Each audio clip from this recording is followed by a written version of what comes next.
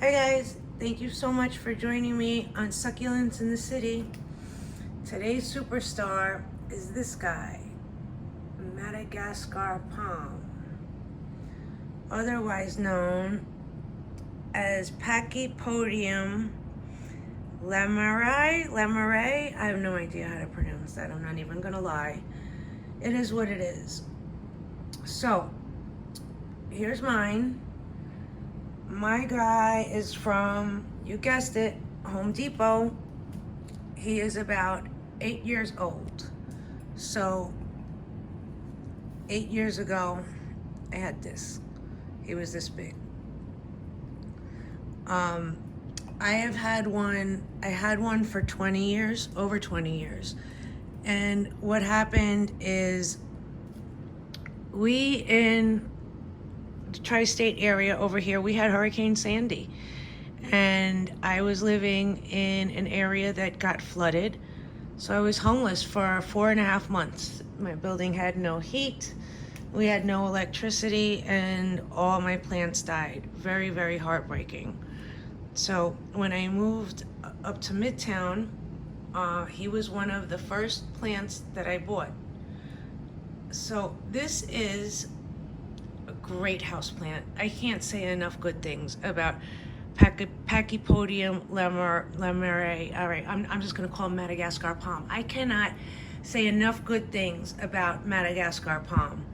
I will always keep one of these. It's just a fantastic houseplant. Look how amazing it looks. It's so unusual. It could be a real conversation piece, right?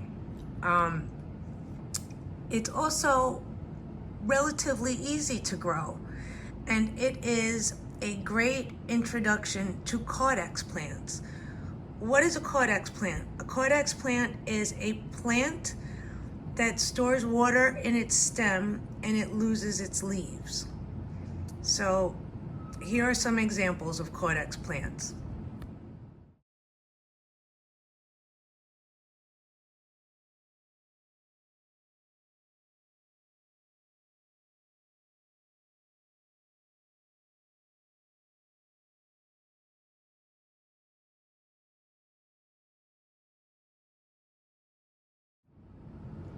Now, if a plant has a caudex, it's called a caudiform. So a lot of caudiform plants can be difficult, but this one is really not, just as long as you understand a few things. So first, it is a succulent plant. However, it's not like a lithops or an astrophytum that if it doesn't need water and you even show it water, it's gonna drop dead on you. It's a little bit forgiving, but you have to understand it a little bit. So this one thing you need to understand about this is that it goes dormant in the winter. Now, when this is dormant, all these leaves here will fall off. Maybe. Mine, I will tell you, mine keeps its leaves. It just stops growing new ones. You see, here it's the summer now, so you could see we have a new leaf here, and it's growing. But I don't know why mine keeps its leaves. I know the old one that I had, that kept its leaves too. Dormancy is something that's always been a question mark to me. I get it. Like certain plants really, they stop growing in certain conditions, usually the summer and the fall,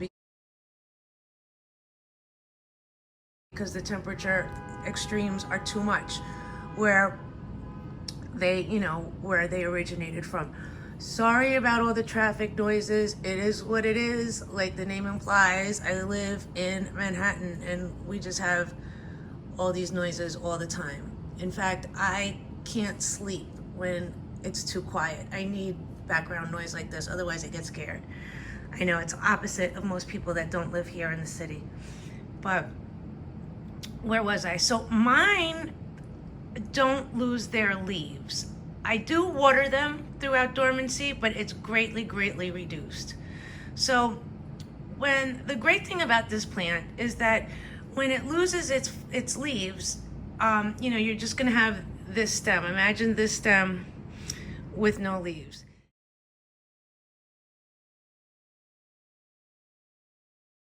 It's not super ugly. Like, there are some cordiform plants, you know, maybe like a Discorea, that are kind of ugly.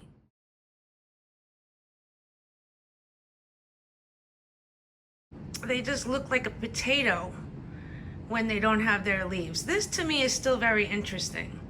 So getting back to the dormancy, I don't know if mine goes completely dormant during the winter because it's in the house. And I don't know, I mean, I'm sure it knows that the temperature, or rather the seasons change, because obviously it sees that the light is getting, you know, there's fewer hours of light. And, you know, the temperature in the apartment does drop during the winter, but, you know, probably not as, well, definitely not as much of a difference if, you know, this guy was living outside. So I don't know if that's why mine keeps its leaves or not.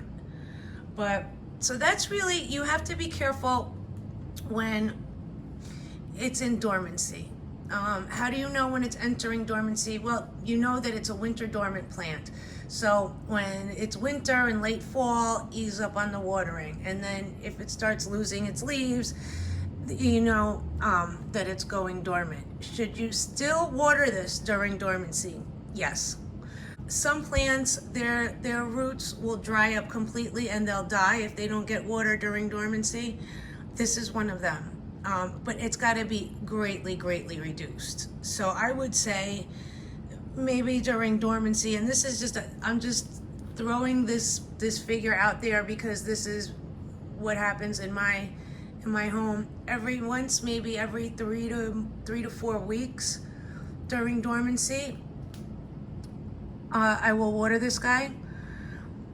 And I don't really, during dormancy, I don't do the whole like soak and dry method. It's just, you know, this is such a good house plant that I'll just, like, it's the type of thing that if I walk by and I'm watering the anthuriums, like, oh, you haven't had water in a minute, here you go.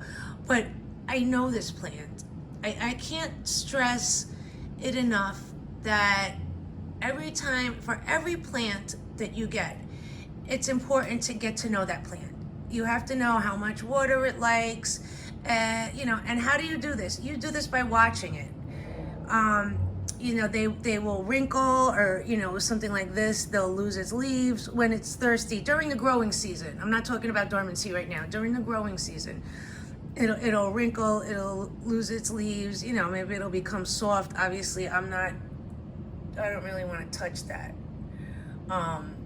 But once you know, once you see, like, okay, you know, maybe it's December and it only needed water once this month. So in January, you use that as a base, and, you know, and so on and so forth.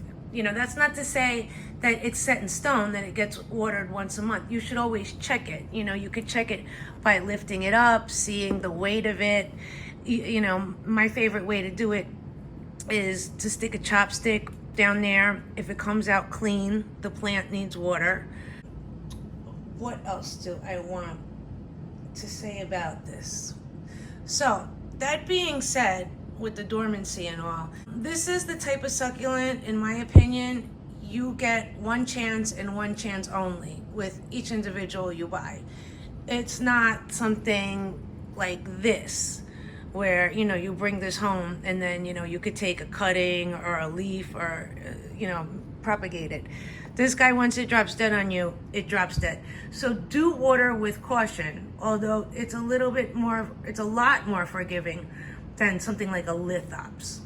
So now my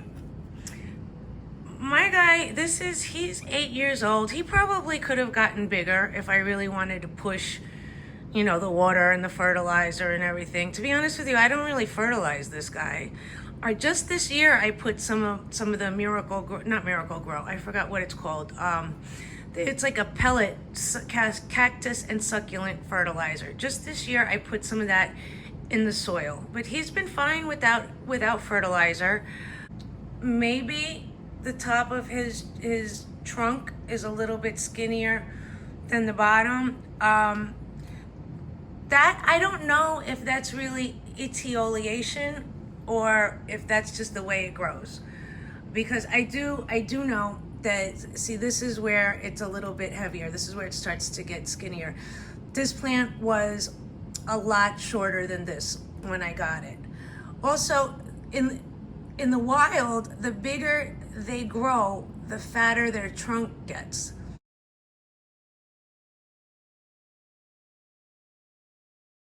I remember this was years and years ago. I walked into a furniture store in like the 20s on the west side, and this guy, he had one that went to the ceiling, and it was really a palm tree. It was so gorgeous. What a beautiful, beautiful plant. So will that happen with this guy? I don't expect it to, but it's a beautiful plant, and it does really, really well inside on my east-facing window.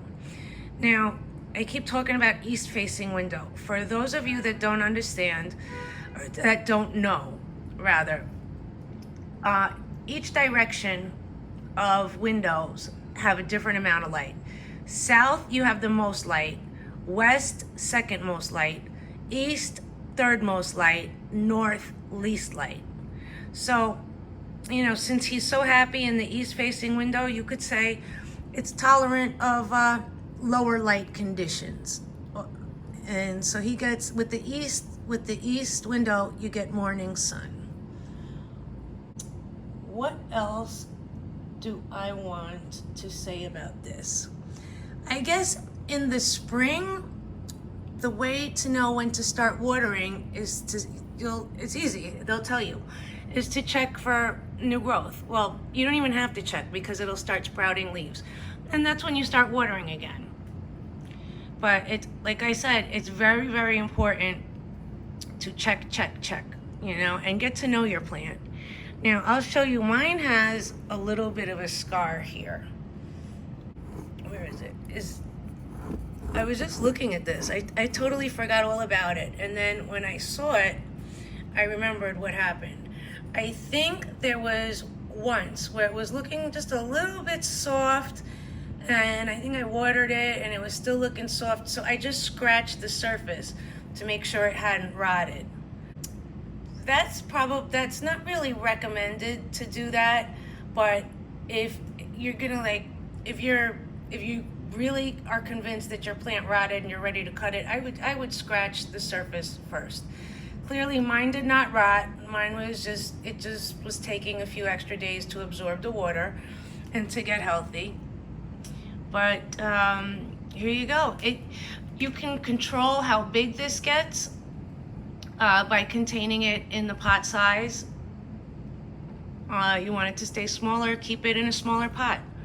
But other than that, what a great houseplant, great for beginners. I cannot say enough good things about the Madagascar palm. Go out and get one.